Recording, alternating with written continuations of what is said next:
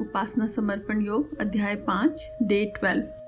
अभी तक हमने जाना कि गुरु की सार्थकता क्या है और गुरुदेव ने बताया कि एक से अधिक भी गुरु हो सकते हैं। समय के अनुसार समर्थ गुरु हमें रास्ता दिखाते हैं। आगे बढ़ते हैं। समर्थ सत्ता के साथ जुड़ जाने पर किसी भी सामान्य को असामान्य बनने का अवसर मिल सकता है। बिजली घर के साथ संबंध जुड़ जाने पर बल्ब, पंखे, हीटर, कूलर आदि उपकरण अपना काम करते हैं। टंकी के साथ जुड़ जाने पर नल तब तक पानी देता है जब तक टंकी खाली नहीं हो जाती। चंद्रमा सूर्य की चमक से चमकता है। हिमालय से जुड़ी हुई नदियों का जल सूखता नहीं है। पुलिस का अदना सा सिपाही भी अपने को शासन तंत्र का प्रतिनिधि मानता है और गर्दन ऊंची उठाकर चलता है। ये संबंध जुड़ने की बात है। तो गुरुदेव यहाँ से बता रहे हैं कि संबंध अगर हमारा जुड़ जाता है, कनेक्शन हो जाता है, जैसे बिजली के तार का कनेक्शन हो जाए तो कुछ भी आप उसके आगे लगा दें वो चलता रहेगा, लेकिन कनेक्शन जरूरी है। कनेक्शन नहीं है तो बल्ब भी नहीं जलेगा, पंखा भी नहीं चलेगा, हीटर। तो इसी तरह वो कहते हैं कि जैसे पानी की टंकी है, उसमें अगर नल लगा दिया जाए तो नल का पानी देता रहेगा। बस जरूरत क्या है, जुड़े रहो, खुले रहो, तो अपने आप ही एनर्जी का प्रवाह, अपने आप ही रिसोर्स का प्रवाह होता रहेगा। तो इसी तरह कहते हैं कि समर्थ सत्ता के साथ जुड़ जाने पर भी ऐसा ही होता है कि हमें ये नहीं है कि अब पूरा ज्ञान अर्जित कर लेंगे उसके बाद ही उसको आगे डिस्ट्रीब्यूट करेंगे। नहीं, समर्थ सत्ता हमें ज्ञान देती जाती है, साथ साथ हमें इनकरेज भी करती जाती है कि उसको डिस्ट्रीब्यूट करें। देखिए, पानी जहाँ खड़ा रह जाता है, रुक जाता है, तो वो सड़ने लगता है। इसलिए जो ज्ञान का प्रवाह है हमें सत्ता से मिलता है, उसको भी हमें रुकने नहीं देना है, उन्हें आगे प्रसारित करते रहना है, उसको डिस्ट्रीब्यूट करते रहना है। मगर अगर सबसे ज्यादा इंपॉर्टेंट यहाँ पर क्या है कि समर्थ सत्ता के साथ हमें जुड़ना है। अगर हम एक बार जुड़ जाते हैं तो हम सामान्यता से असामान्य की तरफ बढ़ जाते हैं, क्योंकि जो सामान्य इंसान है वो तो भौतिक जगत में बिजी है, उसको उससे अध्यात्म से कुछ लेना देना नहीं है। लेकिन जो अध्यात्म के साथ जुड़ जाता है वो प्रभु के कार्य में लग जाता है, वो प्रभु के साथ जुड़ जाता है, और जो प्रभु के साथ जुड़ गया वो तो असामान्य हो ही गया। हनुमान जी की कथा जानते हैं कि कपि थे, साधारण कपि थे, मगर भगवान राम के साथ जुड़े तो भगवान हनुमान हो गए। जबकि वही सुग्रीव कपि थे, मगर वो अपने भगवान राम का तो काम किया, मगर उनसे भगवान राम से कनेक्ट नहीं हो पाए। तो वो क्या हुआ कि सुग्रीव के कपि सुग्रीव से कपि सुग्रीव ही रह गए, राजा बन गए किष्किंधा के, लेकिन उससे आगे नहीं बढ़ पाए। लेकिन हम जानते हैं आजकल हनुमान जी के तो ज्यादा मंदिर है भगवान राम से भी। तो ये जुड़ने का ये मर्म है कि जब हम समर्थ सत्ता के साथ जुड़ते हैं तो हम सामान्य से साधारण से असाधारण हो जाते हैं, मानव से महामानव बन जाते हैं।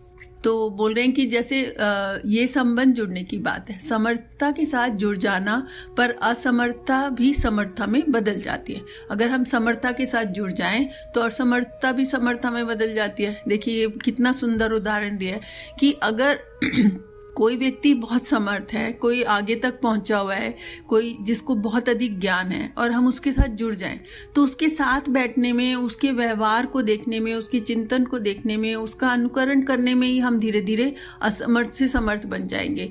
जैसे हम देखें किसी संत के साथ जुड़े हैं, वो सुबह 4 बजे से उठ के तप साधना में जुड़ जाते हैं और हम उनके साथ जुड़ जाएं तो हमारे अंदर का भी जो आलस देर से उठने का है और समय को बांधने का नहीं है, टाइम मैनेजमेंट का नहीं है, वो सब उनको देखने से आ जाएगा कि देखो ये तो ऐसे कर पा रहे हैं तो हम क्यों नहीं कर पाते। अगर उत्साह और श्रद्धा है तो हम जरूर कर पाएंगे। तो हमारे अंदर वो जो समय की मानने की असमर्थता थी वो समर्थता में बदल जाएगी। गंदे नाले का पानी गंगा से मिल जाने पे गंगा जल की तरह सम्मान पाता है। पेड़ में लिपटने वाली बेल भी उतनी ही ऊंची उड़ जाती है, जबकि समानता अपने बलबूते जमीन पर ही रेंग सकती है। अशिक्षित और निर्धन घर की बेटी भी जब किसी विद्वान व संपन्न व्यक्ति की पत्नी बन जाती है तो उसका सम्मान और वैभव पति जितना ही हो जाता है ना। देखिए, ये बता रहे हैं कि जुड़ना, समर्थता की जो समर्थ सत्ता से जुड़ने की बात को और एम्फेसाइज यहाँ पर कर रहे हैं कि गंदे नाले का पानी है, उसमें बदबू आती, गंदगी होती, लोग उसके पास भटकना भी नहीं चाहते, मगर वो ही गंदा नाला जब जाके गंगा जी में गिर जाता है तो वो गंगा जल बन जाता है और लोग उसको मस्तक पे लगाते हैं, उसमें नहा के अपने पाप धोते हैं। वो ही गंदा नाला जिसकी तरफ देखते नहीं थे, वो ही पानी जब गंगा में मिल गया तो वो उन्हीं के पाप धोने लग गया। तो कितनी बड़ी समर्थता आ गई उस गंदे नाले के पानी में। कितना बड़ा उसमें गुण आ गया गंदे के नाले के पानी में, जो कि उसका अलग रहते हुए, गंगा से अलग रहते हुए नहीं था। तो गंगा से जुड़ने से ही ये पॉसिबल हो पाया है। और जबकि वो बता रहे कि ये कोई अशिक्षित या निर्धन परिवार की बेटी होती है, तो वो क्योंकि अशिक्षित या निर्धन परिवार है तो समाज में उसकी कोई भी सम्मान नहीं है। लेकिन अगर वो उसकी शादी हो जाती है किसी विद्वान परिवार या संपन्न परिवार, तो जितने संपन्न परिवार हैं या विद्वान परिवार को उनकी विद्वानता के कारण सम्मान मिलता है, वही उस बेटी को मिलने लगता है। जो उसके पति को अगर वो जैसे पंडित जी कह के बुलाते हैं तो उनकी पत्नी को पंडिताइन कहने लगते हैं, जबकि उनको चाहे एक भी शास्त्र का अक्षर ना पता हो, वो अशिक्षित हो, उन्हें पढ़ना भी ना आता हो, लेकिन वो पंडिताइन के नाम से जानी जाती है। तो जब पंडित जी के चरण छूते हैं तो पंडिताइन के भी चरण छूने लग जाते हैं। तो जब धीरे धीरे साथ रहेंगी वो, तो साथ साथ उनमें भी विद्वानता और संपन्नता के गुण आने लगेंगे, फिर उनका व्यवहार भी बदलने लगेगा। तो ये बहुत बड़ी बात गुरुदेव हमें बता रहे हैं कि समर्थ सत्ता के साथ जुड़ना बहुत ही इम्पोर्टेंट होता है लाइफ में। हमें हमारे मन के अंदर ये वो होना चाहिए, प्रगाढ़ इच्छा होनी चाहिए कि हमारे जीवन में हमें कोई समर्थ सत्ता मिले और हमें सही रास्ते पे दिलाए। और ये प्रगाढ़ इच्छा कब आएगी? जब हम ये डिसाइड कर लें, संकल्प कर लें कि हमें अपनी आत्मिक प्रगति करनी है। जब आत्मिक प्रगति करनी है तो हम उस रास्ते पे अपने आप को चलाएंगे, अपने आप को शुद्ध करते जाएंगे, निर्मल कोमल बनाते जाएंगे। जब निर्मल और कोमल बनाते जाएंगे तो अंततः हमारे गुरु हमें ढूंढ ही लेंगे। और निर्मल और कोमल बनाने का सबसे अच्छा उपाय है अच्छी अच्छी पुस्तकें पढ़ें, अच्छे अच्छे साहित्य को जानें, अच्छे अच्छे लोगों से मिलें, उनके पास बैठे, उनके जीवन को ऑब्जर्व करें और उनके जीवन की अच्छाइयों को अपने अंदर अपनाएं। जब धीरे धीरे हम इस पथ पे पढ़ने लगेंगे तो एक ना एक दिन समर्थ सत्ता, जो कि हमें अंत की आखिरी मंजिल तक पहुंचाने वाली है, वो हमारे जीवन में आएगी और हमें मिलेगी। सामान्यतः यह उदाहरण भक्त और भगवान के बीच संबंध स्थापित होने से संदर्भ में दिए जाते हैं, पर उन्हें आंशिक रूप से गुरु शिष्य के मध्य समर्थता और श्रद्धा के संयोग से उत्पन्न घनिष्ठता पर लागू किया जाए तो वहां भी यह उदाहरण सटीक बैठता है। गुरु बृहस्पति के मार्गदर्शन में देवता देवत्व प्राप्त कर सके और शुक्राचार्य के अनुग्रहों से असुरों को भौतिक सिद्धियां उपलब्ध करने का अवसर मिला। यह सब वे दोनों मात्र अपने बलबूते प्राप्त नहीं कर सकते थे। तो वो बोल रहे कि समानता हम बोलते हैं कि भगवान में अपने आप को डुबो दो, तुम भक्त बन जाओ, सच्चे भक्त बन जाओ, पूरी तरह से समर्पित कर दो तो तुम्हें भगवान मिल जाएंगे। लेकिन अगर गुरु और शिष्य के संदर्भ में भी यही बात करी जाए कि आप गुरु को पूरी तरह से समर्पित कर दें, उनके रस में डूब जाएं, उनके में डूब जाएं, जो गुरु ने कहा, गुरु वाक्यम मंत्र मूलम मान के उसको चलें और गुरु की हर बात को माने और उसी में चलते जाएं, तो फिर ये बात जो है भक्त और भगवान की, वो गुरु और शिष्य के रूप में भी सार्थक होगी। उदाहरण पे उन्होंने बोला कि गुरु बृहस्पति के मार्ग में दर्शन में देवता देवत्व प्राप्त कर सके और शुक्राचार्य के में अनुग्रह से असुरों को, गुरु बृहस्पति थे वो देवों के देवता थे तो वो देवताओं को मार्गदर्शन देते थे, पर शुक्राचार्य थे वो असुरों के राक्षसों के देवता थे तो वो उनको देते थे। तो दोनों ने भौतिक सिद्धियां प्राप्त करी, देवताओं ने भी करी, असुरों ने भी करी। ये जरूरी नहीं कि उनको बुरे हैं तो उनको नहीं मिलेगी, उनको भी मिलती है। एक्चुअली असुर तो बहुत ज्यादा डेडिकेटेड होते हैं क्योंकि उनको लालसा होती है, उनके मन में कामना होती है सिद्धियां प्राप्त करने की, जबकि देवता सिद्धियां सिर्फ लोक कल्याण के लिए प्राप्त करना चाहते हैं। तो असुरों को क्योंकि स्वयं के लिए जो चीज चाहिए होती है उसमें तो उनका बिल्कुल अपने आप को जैसे होता है कि आखिरी अंत के छोर तक ले जाएंगे कि ये मुझे मिल ही जाए। तो जब ऐसी होती है तो उनकी बहुत डिवोशन होता है और उनको मिलता है। तो ये अगर चाहें तो अपने बलबूते पे नहीं, असुर अगर चाहें तो अपने बलबूते पे नहीं, उनको शुक्राचार्य का मार्गदर्शन चाहिए था और देवताओं को बृहस्पति का मार्गदर्शन चाहिए ही था, तो इसीलिए वो आगे बढ़ सके। आगे गुरुदेव लिखते हैं कि प्राचीन काल में गुरु परंपरा भी वंश परंपरा की तरह गौरवान्वित होती थी। वंश के गोत्र पूर्वजों से ही नहीं चलते वरन गुरु परंपरा से भी चलते थे। ऋषियों के गोत्र हर जाति वर्ग में पाए जाते थे। हो सकता है कि उनके पूर्वज भी ऋषि रहे हों और वंश परंपरा के अनुसार उनकी गोत्र चले हों।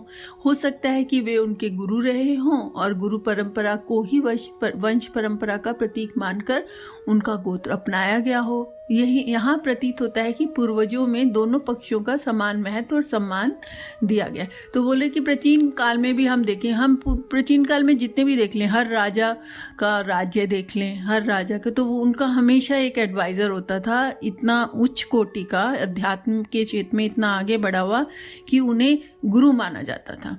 हम चाहे कौरवों का राज्य देख लें या पांडवों का राज्य देख लें या भगवान राम का देख लें या भगवान कृष्ण का देख लें, जिसका भी देखें, हर जगह पर एक गुरु होते थे और उनको गुरु मानकर उनकी हर बात को माना जाता था। ये वंश के जैसे गोत्र होते हैं ना, कि इस गोत्र का वंश चला रहा है, उसी तरह एक गुरु का भी होता था कि गुरु की परंपरा है, ये हमारे गुरु है, हमारे परिवार के गुरु हैं और वो माना जाता था। अब ये हो सकता है कि ऋषियों के गोत्र जो होते थे वो जाति वर्ग उस समय हुआ करते होंगे, लेकिन गुरुदेव यहाँ बता रहे हैं कि दोनों पॉसिबिलिटी हैं, कि ऋषि जो थे उन्हीं की जो वंश थी, परंपरा, वो उन्हीं के गोत्र थे, तो वो चले आ रहे थे, तो वो उनके गुरु बने रहे। या ऐसा भी हो सकता था कि एक जो गोत्र था, पर्टिकुलर गोत्र के गुरु उसी एक गुरु परंपरा के वंश की परंपरा चला रहे हों और उसी से आए हों। तो ये प्रतीत होता है कि पूर्वजों में दोनों पक्षों का समान महत्व और समान, चाहे किसी भी तरह आए हुए हैं, लेकिन पूर्वजों में गुरु को हर तरह से सम्मान और महत्व दिया गया और हमेशा उनकी बात को आगे रखकर माना गया। तराजू के दो पल्लों में से एक पर माता पिता दोनों को और दूसरे में अकेले गुरु को रखकर तोला जाता रहा है। कारण स्पष्ट है, शरीर से संबंधित भौतिक साधनों को उपलब्ध करने में माता पिता का जितना योगदान है, आत्म कल्याण के लिए व्यक्तित्व की प्रखरता उभारने वाले गुरु का महत्व उनसे कहीं प्रकार से कम नहीं है। यह सर्कस में विलक्षण काम आने वाले जानवरों को साधने से भी कठिन काम है। तो देखिए, वो कह रहे हैं कि जब ये परंपरा थी कि माता पिता को तो गुरु माना ही जाता था, उनको पर तराजू के एक पल्ले में रखा जाता था, लेकिन दूसरे पल्ले में गुरुदेव को भी हमेशा बिठाया जाता था और गुरु को पूरा महत्व दिया जाता था। माता पिता आपके जीवन का चलाने में और पैदा करने में योगदान करते हैं, पर तो गुरु जो होता था वो आपके आत्म कल्याण में आपको मॉरल और एथिक्स सिखाता था और आपको इस समाज के कल्याण के बारे में सोचना सिखाता था और अपने जीवन का लक्ष्य कैसे साधना है उसको सिखाता था और हर तरह की शिक्षा देता था जो इस तरह की ज़रूरत थी। जैसे कि हम देखें कि चाणक्य ने चंद्रगुप्त को कितना सफल राजा बनाया, माल्या ने अपने पुत्रों को कितना सफल राजा बनाया, ये माता का योगदान था, वहाँ गुरु का योगदान था। शिवाजी को उनके समर्थ गुरु ने कहाँ तक उनको पहुँचाया कि आज़ादी की लड़ाई के लिए उन्होंने अपने प्राण तक गंवा दिए और अपने समर्थ ऋषि ने एक बार उन्होंने बोला था जाओ शेरनी का दूध लाओ, तो वो जाके शेरनी का दूध लेके आए थे अपने गुरुदेव के लिए। तो ये इतना समर्पण, इतनी दृढ़ता के साथ वो उनको फॉलो करते थे और ये परंपरा हमेशा से चली आ रही है।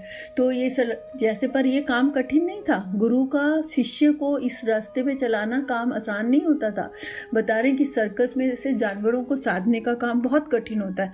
जंगली जानवर होते हैं, उनको समझाना, उनको बिठाना कि इस इशारे पे आपको ऐसा करना है, इस इशारे पे आपको ऐसा करना है, बहुत कठिन काम होता है। बहुत महीनों लगते हैं इसकी ट्रेनिंग में, बहुत समय लगता है।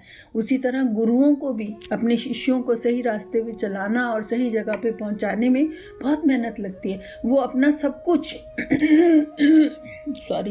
दांव पर लगा देते हैं जिससे कि हमारा शिष्य प्रखरता को प्राप्त हो सके, उसकी प्रज्ञा जाग सके। तो इसलिए गुरुओं का महत्व बहुत ही अधिक था पुराने समय में भी, आज भी है, लेकिन आज हम उसकी गरिमा को समझते नहीं है, पहचानते नहीं है।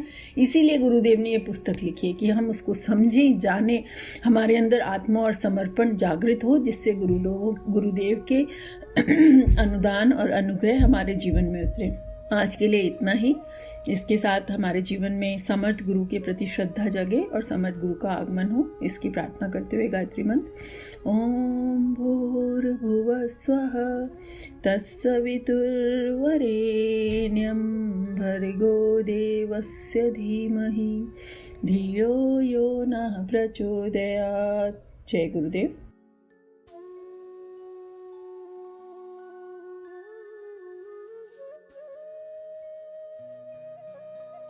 हमारे YouTube चैनल को सब्सक्राइब करें और बेल आइकन को दबाकर ऑल पर क्लिक करें ताकि नोटिफिकेशंस आपको मिलती रहें।